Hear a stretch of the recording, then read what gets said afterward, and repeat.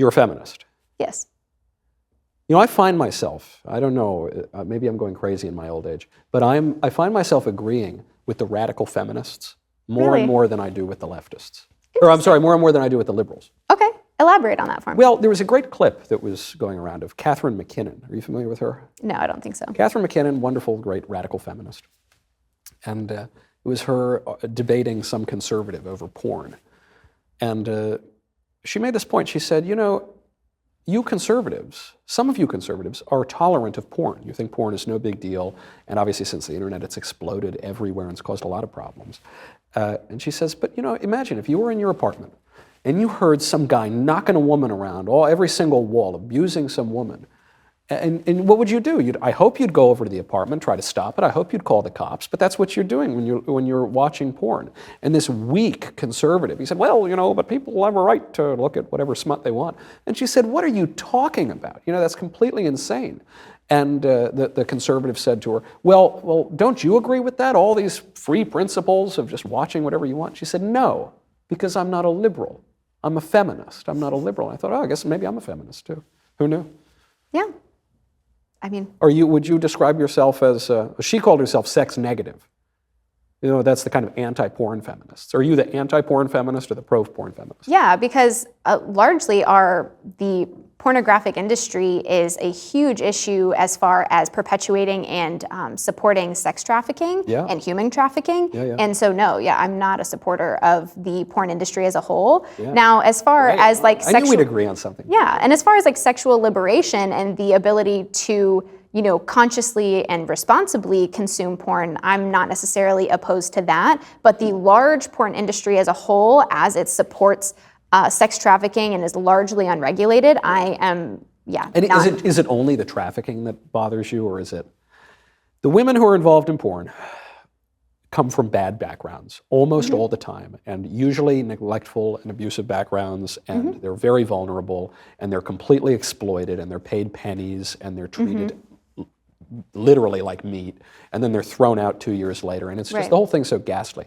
And it's not that's not a matter of trafficking exactly, but it's still an exploitation. Yeah, I You're agree. opposed to that, but then you just said that you don't mind people watching porn in certain circumstances. Right. If the industry was better regulated, people were paid living wages, there wasn't this whole situation where people feel, you know, pressured or forced into that industry based off of certain life experiences or certain circumstances. It's 100% of the time. Right. Well, not necessarily 100%. I do feel like people can consensually and responsibly, participate. Like meat.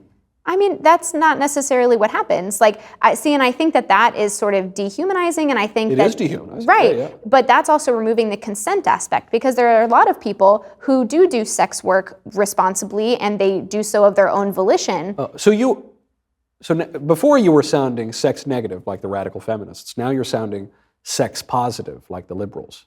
Well, I am sex positive, but I mean, it depends. All right, never mind. I thought we agreed on one thing finally, but okay. I mean, we agree that we both do not like the porn industry as a whole. But would you ban it? The porn industry? Yeah. I mean, it's, frankly, according to the law, it already sort of is largely banned. It's just a few court decisions kind of screwed that up. But.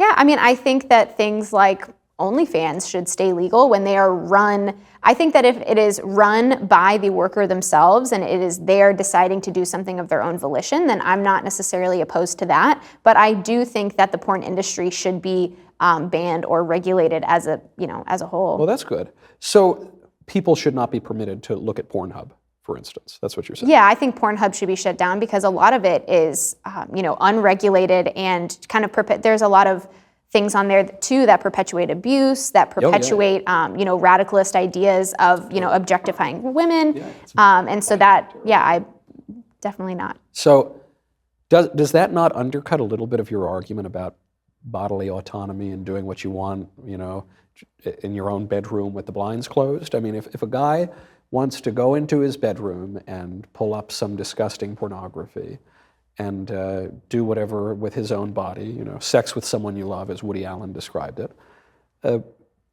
Is that not a matter of his personal bodily autonomy that he allegedly has a right to? I believe he has the right to do that, but like I said, it doesn't have to be. You do? It doesn't have to be done through Pornhub. There are responsible and worker-run But what if he really likes Pornhub? What if that's his favorite one? Well, we don't have to protect his right to access Pornhub. No, I don't believe we should. No. That's good. All right, that's something. But OnlyFans, you think is okay? Yeah, I think OnlyFans is okay because, like I said, it is run by the workers themselves, and they aren't exploited by an industry, and they aren't forced into certain things. Don't you think that pornography intrinsically is exploitative and degrading? I guess that's my problem with it. There are other problems too. But it's not just the consent is what I'm saying. Because you seem to think that the only moral criterion that matters is consent. If you consent to do it, then it's fine and dandy. But I think there are plenty of things that you can consent to do that are not good and are degrading and feed your basest passions and enslave you and should be illegal and are illegal even today in some cases. Yeah, elaborate on that. Well, like drugs would be an example, right? I don't think you have a right to do drugs, but I don't think you have a right to do all sorts of things, you know? I don't think people should have a right to cheat on their wives. Maybe a married man consents to sleep with his secretary or something, and the secretary consents. I think that should be illegal, and it was illegal for a lot of American history. I don't think you ought to have a right to that. I don't think that if you are under the delusion, if you're a man and you're under the delusion that you're a woman, that you have a right to chop your healthy genitals off, any more than you would have a right to walk into a doctor's office and say, "Doc, I identify as a quadriplegic."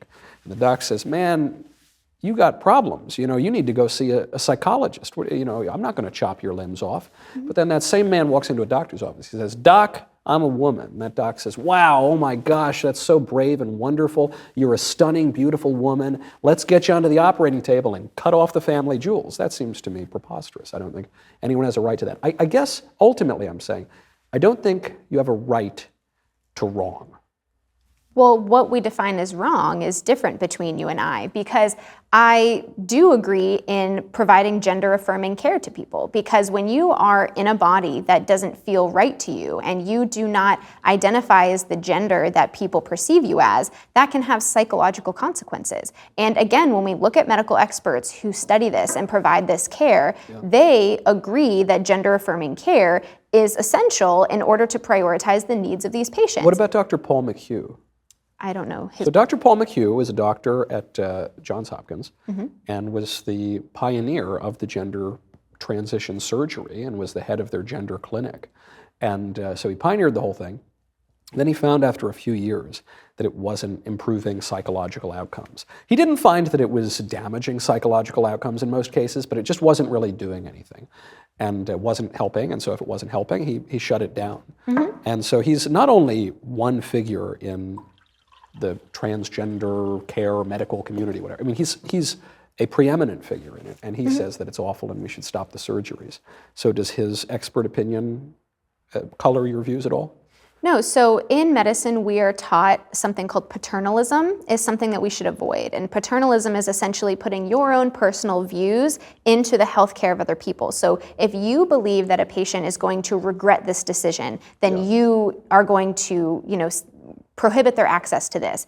And as medical practitioners, as physicians, we are taught to avoid paternalism, and acting paternalistically is unethical. So that's an interesting use of the word paternalism. So by that you mean just having opinions and acting on them? No, it is a specific terminology in medical ethics. It is not prohibiting your patient's access to medical care based off of... But you would give advice. Right, but say, I don't think you should chop your genitals off, or I don't think you should have an abortion. See, and that is putting your personal opinion that is unrelated to medical studies and unrelated to proper psychological practices. Why would you hold a personal opinion that is completely out of step with reality? Would you? I mean, I just fail to understand this distinction between a personal opinion and, say, a public opinion, a professional opinion. Yeah, I just don't see if they disagree, the professional opinion that you're supposed to hold and your personal opinion, and if they're contradictory, only one of them can be true. So if the professional opinion is true, then why do you hold your mistaken personal opinion? And if your personal opinion is true, then why would you give a damn what some lunatic who's telling you to perform a lobotomy has to say?